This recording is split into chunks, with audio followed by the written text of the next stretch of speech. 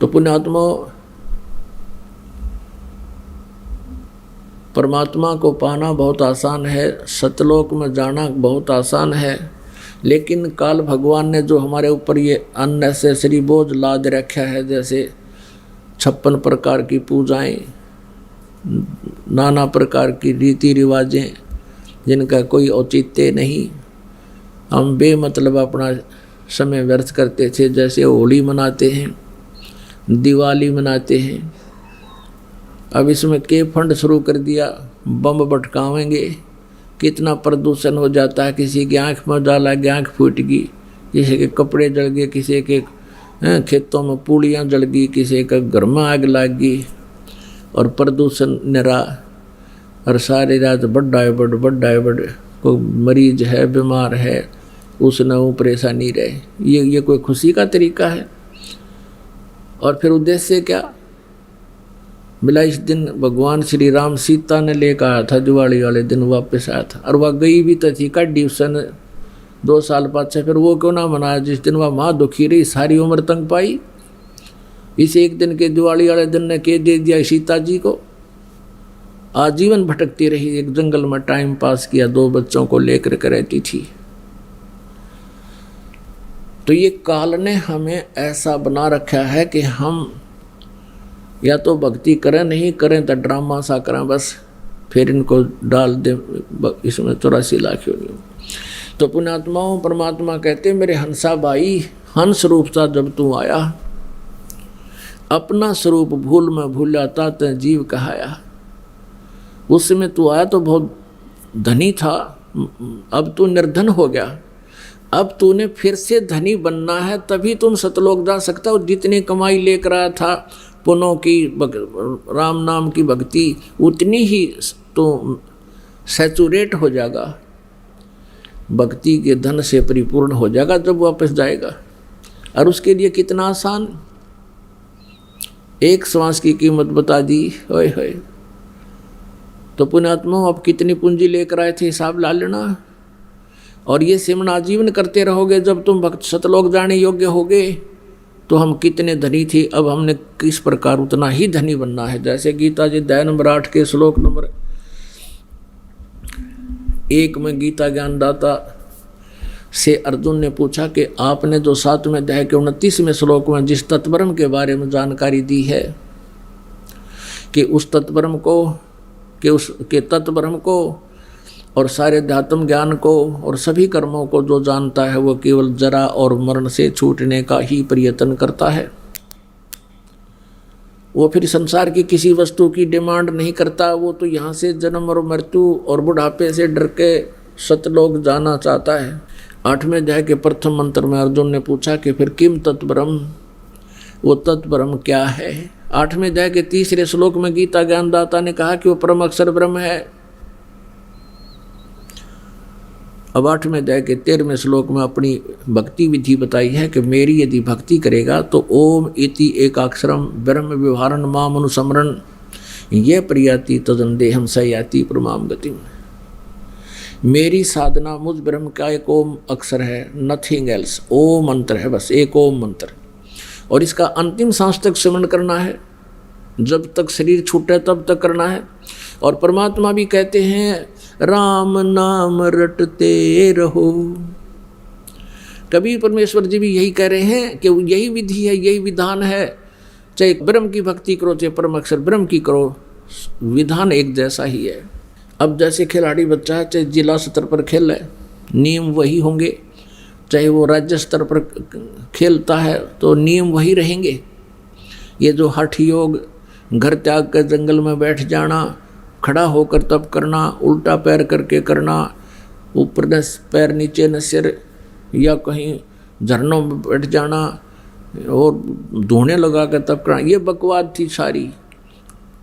परमात्मा कहते हैं नाम उठत नाम बैठत नाम सोवत जागबे, नाम खाते नाम पीते नाम सेती लागबे।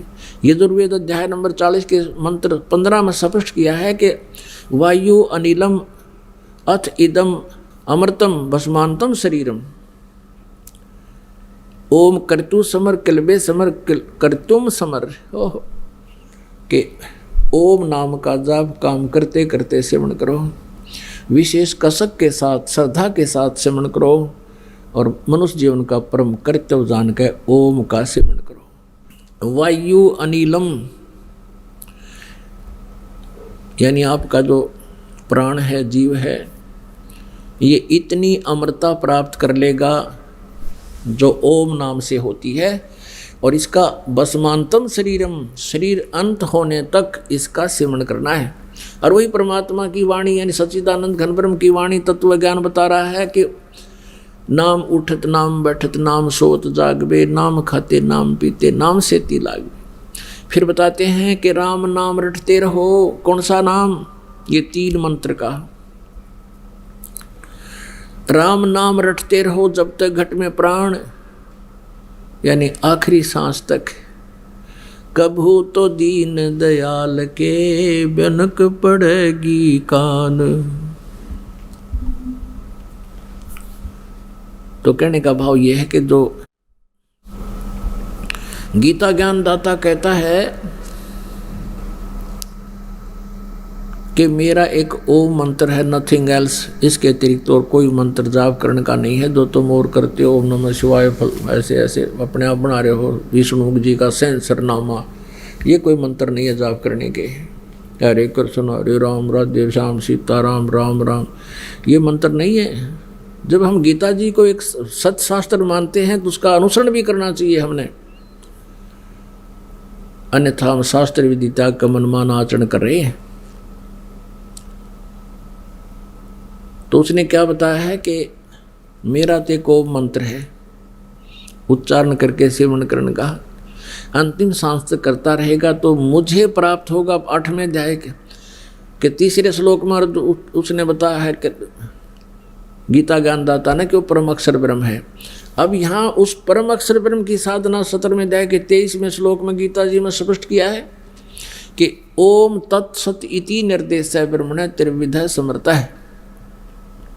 सच्चिदानंद घन ब्रह्म, ब्रह्म ने माने उस परम अक्षर ब्रह्म की साधना, उसके प्राप्ति का ये 3 मंत्र के जाप का सिमरन का निर्देश है। निर्देश का अर्थ अंडरस्टूड है, डायरेक्शन है, नथिंग, इसमें अग्रम मग्रम नहीं, स्पष्ट है। और इसकी 3 प्रकार से त्रिविध है इसका सिमरन होता है।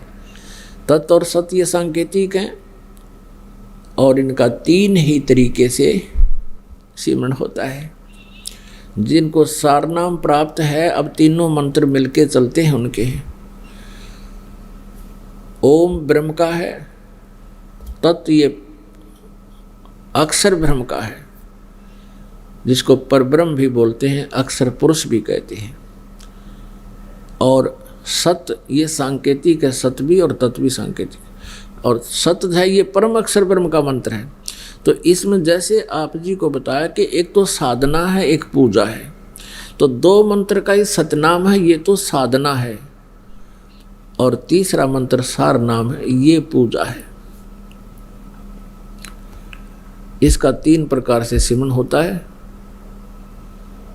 जिनको ये नाम प्राप्त है वो खूब अंडरस्टूड करते हैं, समझते हैं इसको, उनको अंडरस्टूड है। अच्छा, अब आपको बताया जा रहा है कि इसने क्या बताया है कि 8वें अध्याय के 5 और 7 श्लोक में गीता ज्ञानदाता कहता है तू मेरा सिमरन कर, युद्ध भी कर और मेरे ही भाव में भावित रहे, मुझे प्राप्त होगा। फिर 8वें अध्याय के 8, 9, 10 में तुरंत 3 मंत्रों में क्लियर किया है इसने कि यदि तू परम अक्षर ब्रह्म की पूजा करेगा तो उस भक्ति की कमाई से, भक्ति योग के बल से, योग माने साधना से, उस भक्ति की शक्ति से तू उस परम अक्षर ब्रह्म को प्राप्त होगा। यानी कहने का दास का उद्देश्य जो अब था कि हम जो कमाई नाम की करेंगे, इसकी भक्ति की शक्ति, इस कमाई से हम सतलोक जा सकेंगे। और वो कमाई हमने गणी करनी पड़ेगी, क्योंकि हम निर्धन गणे हो लिए। पहले हम ओम नाम का जाप करते थे और कोई पता ही नहीं था। ओम नाम का जाप जैसा भी उच्चारण करके हमने किया, सारी सारी उम्र करे, हजारों वर्ष तक की आयु होती थी, तो इससे कुछ पुण्य बन जाते थे, उनसे फिर ब्रह्मलोक प्राप्ति होती थी। ब्रह्मलोक में जाके इसने फिर ठगना था हमारे को। हम इससे पहले इससे भी धनी थे, जब हमने खाली करके हमें पटक दिया यहाँ पर, ये हमारे साथ धोखा कर रहा है। तो ब्रह्मलोक में गए, वहाँ भी फिर अपनी वह जेब में जो खर्च था, पूंजी थी, नाम की कमाई थी, वहाँ के सारे ठाठ, जैसे रेस्टोरेंट होते हैं ऐसे ये स्वर्ग हैं। रेस्टोरेंट में धनी व्यक्ति ही रुक सकता है जिसकी जेब में अच्छी मोटी हो, और फिर क्या होता है, उसी की सारा खर्चा उसी को देना होता है, कमरे का किराया भी, सारा खाना पीना सब चार्जेज, और धीरे धीरे उसकी जेब हल्की हो जाती है। फिर जब उसको पता लग जाता है कि जेब में 500 रुपये रह गए, किराया खिसक ले यहाँ से, तो वो सारी अपनी जेब कटवा के यानी उस होटल में बर्बाद करके वापस आ जाता है। ऐसे ही स्वर्ग और महास्वर्ग हैं, इस काल ने हमें धोखे में डाला हुआ है। तो हम ऐसे गलती करते रहे, हमें पता ही नहीं था, इसका विकल्प नहीं था। अब विकल्प है हमारे पास, परमात्मा ने बता दिया। अपनी पूंजी को व्यर्थ नहीं करना, किसी को आशीर्वाद नहीं देना, नहीं तो आप की पूंजी खत्म हो जाएगी। आपने किसी के हाथ पे, सिर पे हाथ रख भी नहीं रखना, आपकी पूंजी जाए। पहले तो आप भी खाली थे और अगला भी खाली था, अब खाली बर्तन एक दूसरे को करें जाओ, न उसमें क्या आना जाना था, कुछ भी नहीं था। तो पहले तो आप किसी ना आशीर्वाद जो थे ना अगले का कुछ लाभ होना, ना आपका हानि होनी थी, वो तो न्यों का न्यों थे, पैरेलल थे, अब तो दोनों खाली।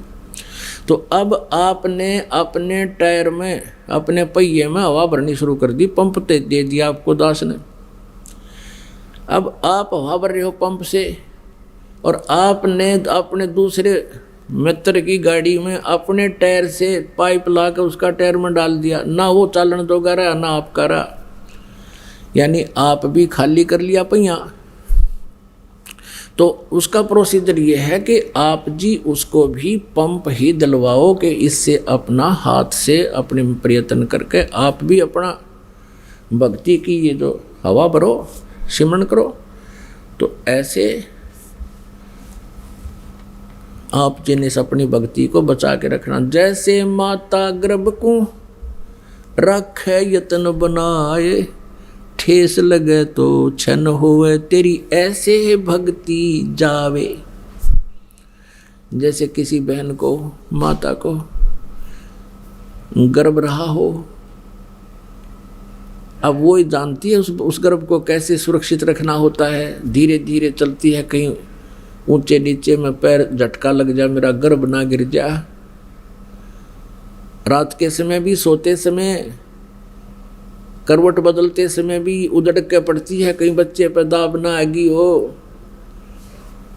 खाने पीने में भी कंट्रोल, संयम रखती है, तब वो एक पुत्र या पुत्री रूपी लाल प्राप्त कर लेती है। ठीक इसी प्रकार पुण्यात्मा, आप जिन अपनी भक्ति को ऐसे संभाल के रखना है, जैसे माता गर्भ को रखे यत्न बनाए, और ठेस लगे तो क्षण हो जा, क्षीण हो जा। ऐसे भक्ति नसाए, ऐसे भक्ति नष्ट होती है आपकी। तो आप जी ने मर्यादा में रहना है, मर्यादा को तोड़ना नहीं है। इस प्रकार हम परमात्मा पाएंगे और सतलोक चले जाएंगे।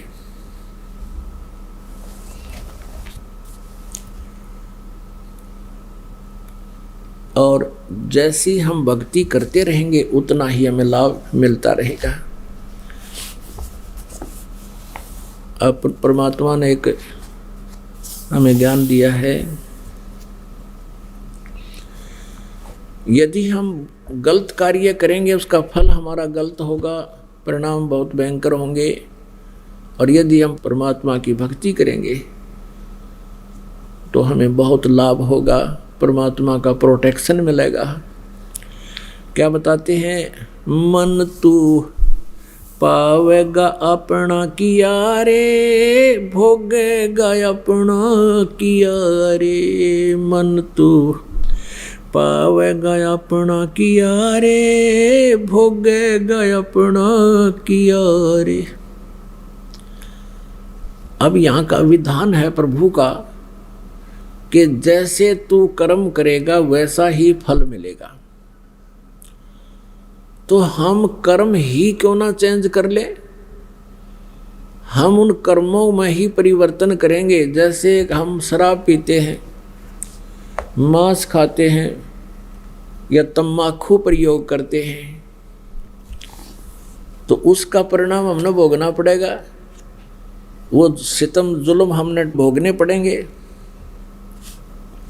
तो हम अपने कर्मों में ही परिवर्तन करें और फिर सत प्रयत्न करें। फिर देखा तो क्या बताते, मन तू पावेगा अपना किया रे, भोगेगा अपना किया रे, मन तू पावेगा अपना किया रे, भोगेगा अपना किया रे। भाई राजा राम की कार उलंघी, गई सीता लंक मंझारे। राजा राम की कार उलंघी, गई सीता लंक मंझारे। सेतु बंधा जब से ना उतरी, वो चढ़ गए पद्म 18। मन तू पावेगा अपना किया रे, भोगेगा अपना किया रे। मन तू पावेगा अपना किया रे, भोगेगा अपना किया रे। लंका तोड़ी बिलंकार तोड़ी, वो महारावण से मारे। लंका तोड़ी बिलंकार तोड़ी, महारावण से मारे। 10 मस्तक रावण के काटे, विभीषण को राज दिया रे। मन तू पावेगा अपना किया रे, भोगेगा अपना किया रे। मन तू पावेगा अपना किया रे, भोगेगा अपना किया रे। प्रहलाद पैज परवान करी है, धर नरसिंह अवतारे। प्रहलाद पैज परवान करी है, धर नरसिंह अवतारे। दीन दयाल दया कर उतरे, एरणा कुश उदर विदारे। मन तू पावेगा अपना किया रे, भोगेगा अपना किया रे। मन तू पावेगा अपना किया रे, भोगेगा अपना किया रे। हा हा हु बंदे होते वो तौलत हैं बलबारे। हा हा हु बंदे होते तौलत हैं बलबारे। गज और गरहा बने भवसागर, 10 सेंस अधिकारे। मन तू पावेगा अपना किया रे, भोगेगा अपना किया रे। भाई श्वास घटो बलहीन भयो, तब जद खेच लियो मझधारे। श्वास घटो बलहीन भयो, जद खेच लियो मझधारे।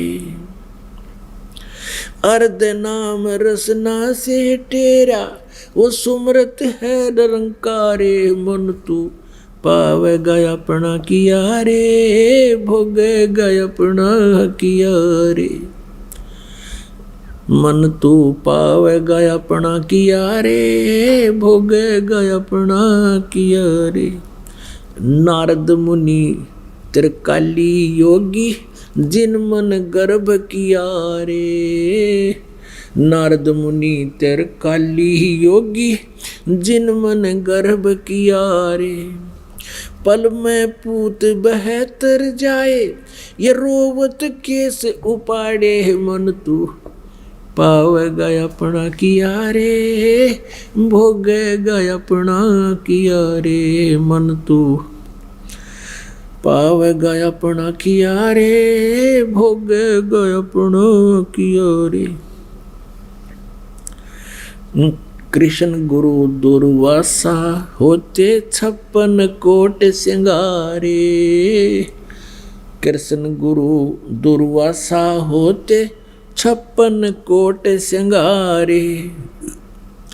अम्बरीश के चले अपूठे वो दुर्वासा से हारे। मन तू पावेगा अपना किया रे, भोगेगा अपना किया रे। मन तू पावेगा अपना किया रे, भोगेगा अपना किया रे।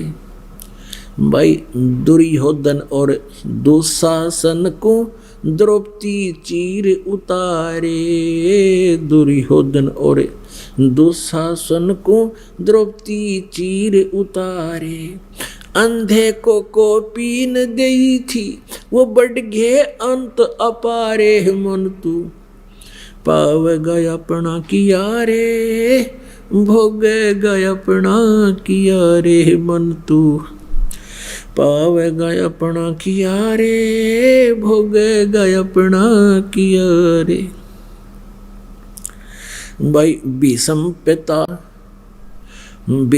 पिता और द्रोणाचार्य ये कर्ण से बाणों मारे। भीष्म पिता और द्रोणाचार्य ये कर्ण से बाणों मारे। महाभारत में टटीरी के रखे वहाँ घंटा टूट पड़ा रे। मन तू पावेगा अपना किया रे, भोगेगा अपना किया रे। मन तू पावेगा अपना किया रे, भोगेगा अपना किया रे। भाई 33 कोट यज्ञ में आए वह शेष 88 सारे। 33 करोड़ जग में आए वो शेष 88 सारे। 12 कोट वेद के वक्ता वहाँ सुपच का शंख बजा रे। मन तू पावेगा अपना किया रे, भोगेगा अपना किया रे। मन तू पावेगा अपना किया रे, भोगेगा अपना किया रे। चमरा कनक जनेऊ काढ़े व विपर पंडित सब हारे। चमरा कनक जनेऊ काढ़े विपर पंडित सब हारे। जुल्हे के घर बालद आई वो केसों से बन जा रे। मन तू पावेगा अपना किया रे, भोगेगा अपना किया रे। मन तू पावेगा अपना किया रे, भोगेगा अपना किया रे। मीराबाई को मारन लागे जहर का प्याला प्यारे। मीराबाई को मारन लागे जहर का प्याला प्यारे। पीवत ही अमृत हो लग्या वो हो गया सर्द ही रे। मन तू पावेगा अपना किया रे, भोगेगा अपना किया रे। मन तू पावेगा अपना किया रे। भाई कंस के सी चानोर खपावन वो जीतन मल अखाड़े। कंस के सी चानोर खपावन जीतन मल अखाड़े।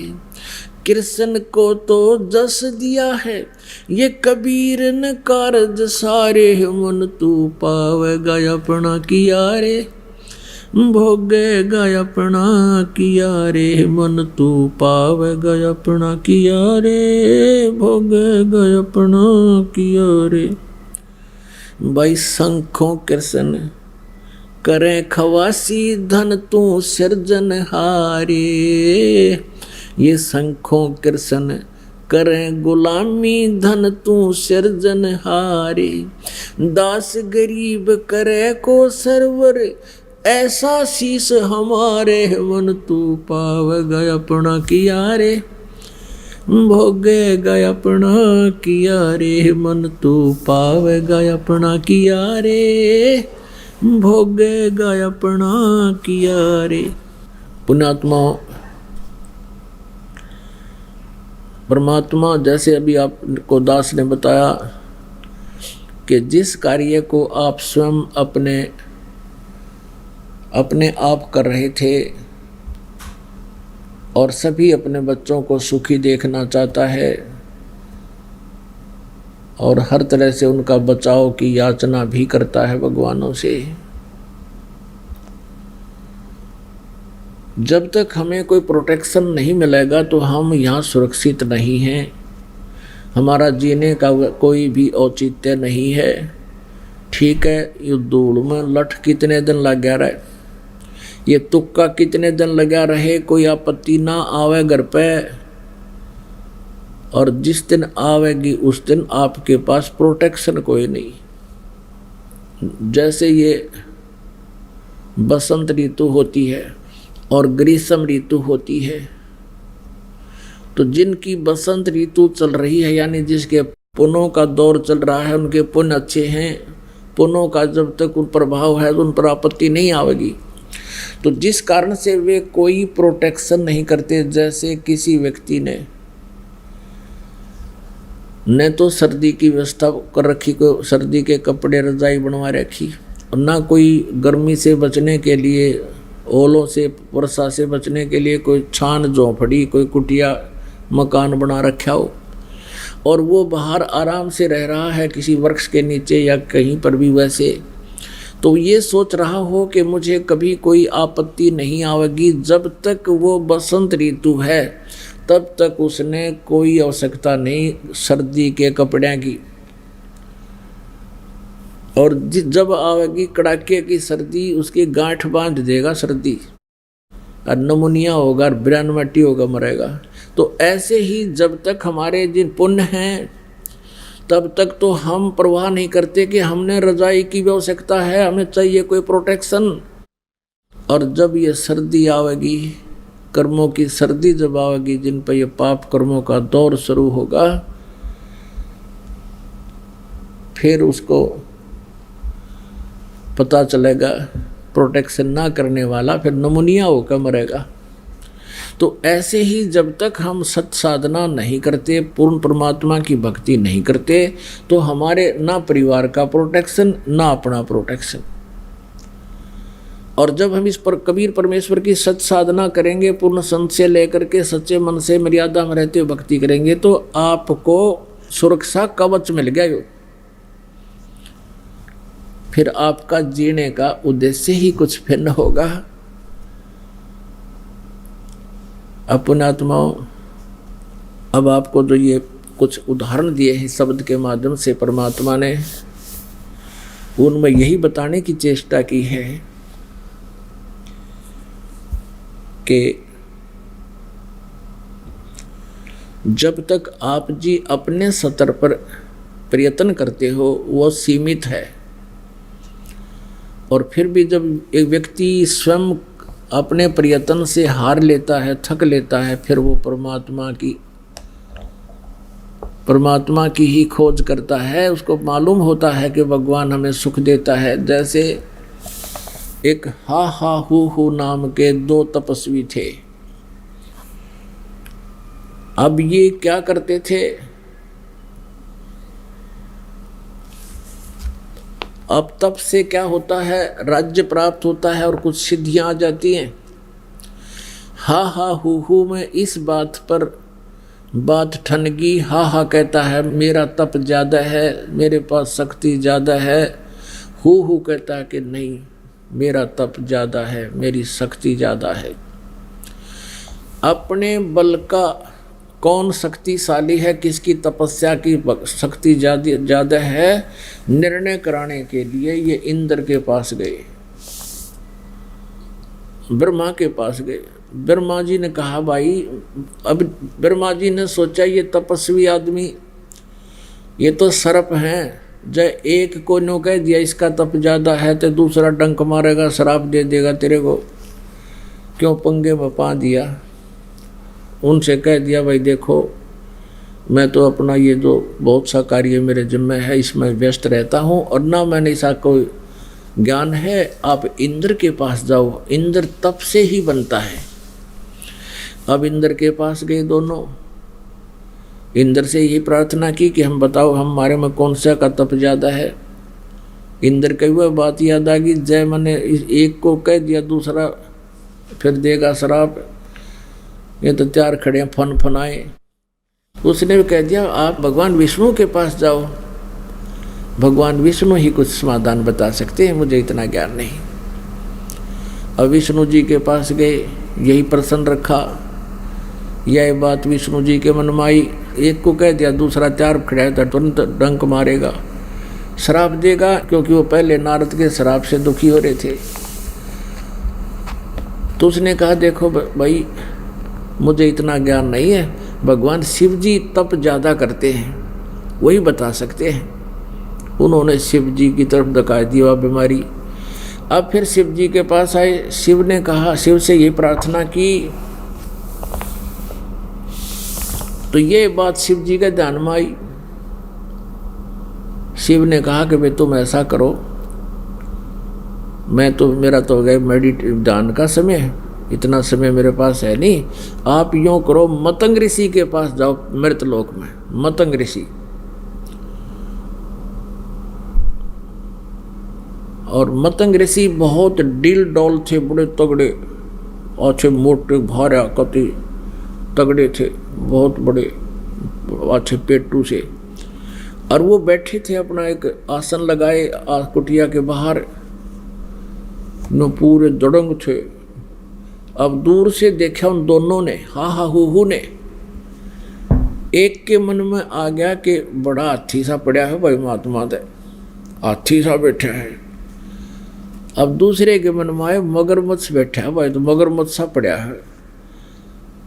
अब मन की बड़ी बकवाद, बड़ी गंदी सोच है इसकी। तो कहते हैं महापुरुषों के बारे में, संत महात्मा गुरुओं के बारे में मन में दोष भी नहीं आने देना चाहिए, लेकिन उन दोनों के मन में दोष आ गया। एक सिद्धि मन वृत्ति बतावे, एक सिद्धि ऐसी होती है इन तपस्वियों के पास जो सामने वाले के मन में के बकवाद है, क्या सोच रहा है वो बता देता है। तो वो मतंग ऋषि के पास वह सिद्धि थी। हा हा हु ने जाकर कहा कि महाराज जी हमारा फैसला करो, मैं कहता हूँ मेरी तपस्या ज़्यादा है, यूँ कहता है मेरी। मतंग ऋषि ने कहा कि तुम फैसला तो कर ले भाई, और स्वयं करो अपना फैसला। तो तूने क्या सोचा था मेरे बारे में, बड़ा हाथी सा पड़ा है, जा तू हाथी का जन्म ले। और तूने क्या कहा था, मगरमच्छ जैसा है, जा तू मगरमच्छ बन जा। अब उन दोनों का शरीर उड़े छूट गया, दोनों मर गए। एक हाथी बन गया के जन्म लिया, एक ने मगरमच्छ का जन्म हो गया। अब कहते पिछले तब से होते हैं ये सारे अड़ंगे, जो पिछले संस्कारों से ही आपके, जो दास आपको बताना चाह रहा था कि आपके यहाँ कहते हैं कबीर परमात्मा कहते हैं एक लेवा एक देवा दूतम, यहाँ कोई किसी का पिता नहीं पूतम। ये तो ऋण संबंध जुड़ा एक ठाठा, अंश में सब 12 बाटा। कहने का भाव ये नहीं है कि माता पिता और ये कोई हमारे नाते, इनको भूल जाओ, इनको छोड़ दो, ये नहीं कहने का भाव ये है। इस गहराई को समझाना चाहते हैं परमात्मा कि आज ठीक है आप पुत्र हो, आपका पिता है, माता है, भाई बहन, पत्नी है, बच्चे हैं, आपकी अब मृत्यु हो जावे। मृत्यु होकर आपका जन्म मनमाना नाइजीरिया में हो जा, उड़क खाओ कच्चा मांस और बोलो बिरा निके एंड बेंड बोलनी ना हुआ भाषा है। तो आपका यू परिवार हुआ कैसे, आपका कहाँ से है ये? तो यहाँ संस्कारों से हम जुड़े हुए हैं, और हमारे संस्कार है नाइजीरिया मान ले तो वहाँ जन्म होगा। तो यहाँ क्या बताते हैं, पिछले ही संस्कार जो उन्होंने किया था उसी आधार से एक मगरमच्छ बन गया, एक हाथी। अब जब वो दोनों युवा हो लिए उनके, वो आया फिर अपना तपस्या आजमाने का समय, हाथी पानी पीने गया था दरिया पे, मगरमच्छ ने हाथी का पैर पकड़ लिया। मगरमच्छ दरिया में खींचे, हाथी उसने आधा सारा बाहर खींच लिया। कभी वो हाथी को खींच ले जा, कभी हाथी उसने बाहर। ऐसे कहते हैं 10,000 वर्ष से भी अधिक समय तक ये ऐसे अपना वो खींचातानी करते रहे। शाम के समय छोड़ दें वो अपना चारा चरावे, सुबह आते फिर हाथी पैर पकड़वा देख ले पकड़े हम देखूँ, और मगरमच्छ उसने फिर घसीटे, वो उसने घसीटे। तो फिर क्या हुआ कि उसके हाथी के जो आसपास साथी थे उसके, वो क्या करते थे, आसपास से वो केले के वृक्ष तोड़ तोड़ के लाया करते, उस हाथी ने छकाया करते, फिर नो अकचाली तो लड़ उसके ला कर कुश्ती। अब क्या हुआ कि आसपास के सभी वो 10,000 वर्ष थोड़े हुए, सारा जंगल खाली हो गया, खा गया उन्हें। अब हाथी के पास उसके साथी थे, वो चले गए, कुछ मर गए, वो भूखा रहने लगा, उसको पूरा आहार भी नहीं मिल रहा था, वो कमज़ोर हो गया, बलहीन हो गया। अब मगरमच्छ का तो वहाँ सारी व्यवस्था थी, नरी मछलियाँ पैदा हुए और खाओ खूब डट के। तो उसने क्या किया, हाथी को खींचना शुरू किया जल में, खींचते खींचते एक मिलीमीटर जब उसका समझो सूंड बाहर रह गया, सूंड। अब हाथी का श्वास सूंड में के माध्यम से आता है, हाथी सारा चला गया और सूंड का समझो जल में जाती और डूब मर जाना था उसने। तो उस समय हाथी ने परमात्मा याद किया, आधा एक पाया था, राम पूरा भी नहीं बोला था, यानी कसक के साथ बोला, राम रोम तो तक आना था, वो अंदर की पुकार करी थी वह। तो वो हृदय की जो पुकार है, वो आत्मा का साथी कौन है, आत्मा का आधार कबीर परमेश्वर है। अब वो परमात्मा ने उस सुदर्शन चक्र छोड़ा और वो मगरमच्छ के मस्तक पर जा लग गया, और मस्तक पर लगते उसका मुंह ढीला हो गया, हाथी का पैर निकल गया। अब परमात्मा कहते हैं सौ छल सिद्धर मैं करूं, क्योंकि यहाँ ब्रह्मा विष्णु महेश जी की महिमा बहुत अधिक है, और इसलिए परमात्मा चाहते थे कि इनमें आस्था बनी रहे, ये किससे न भी जाप करें, लेकिन इनको मिल रहा है प्रारब्ध ही, और दे रहा है वो पूर्ण परमात्मा कबीर ही, परम अक्षर ब्रह्म ही। जैसे गीता जी अध्याय नंबर 15 के श्लोक नंबर 16 और 17 में 3 प्रभु बताए हैं, 3 पुरुष। एक सर पुरुष ये 21 ब्रह्मांड का स्वामी ब्रह्म है, इसको सर ब्रह्म भी कहते हैं, और एक अक्षर पुरुष है, ये 7 संग ब्रह्मांड का स्वामी है, और तीसरा ये परम अक्षर ब्रह्म है, परम अक्षर पुरुष है। गीता जी अध्याय नंबर 15 के श्लोक नंबर 16 में कहा कि ये सर पुरुष और अक्षर पुरुष तथा इनके अंतर्गत जितने भी प्राणी हैं सभी नाशवान हैं, जीवात्मा किसी की नहीं मरती। फिर 17वें श्लोक में कहा 15वें अध्याय के गीता जी में कि उत्तम पुरुष है तू अन्य परमात्मा इति उदाहरते, ये लोक तरमाविश्य विवर्ती अवैश्वर है,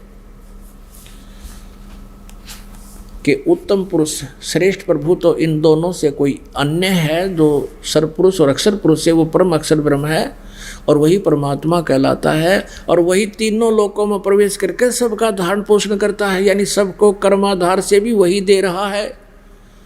या भूल ईब मिटेगी, हम जो इनको ब्रह्मा विष्णु महेश जी को ही क्रेडिट दिया करते थे, अब आपका कंसेप्ट क्लियर हो जाएगा। तो ये परमात्मा ये चाहते थे कि कलयुग तक जो ये पीक टाइम भक्ति का आना था ये अब चल रहा है, इस तक ये भक्ति की आस्था, परमात्मा की सतिथि, परमात्मा की महिमा इन भक्तों के श्रद्धालुओं के हृदय में जची रहे, ताकि ये भगवान को ढूंढते रहे। और फिर इस समय के लिए परमात्मा ये सब कार्य करते हुए आ रहे थे, वो महिमा के भूखे नहीं है।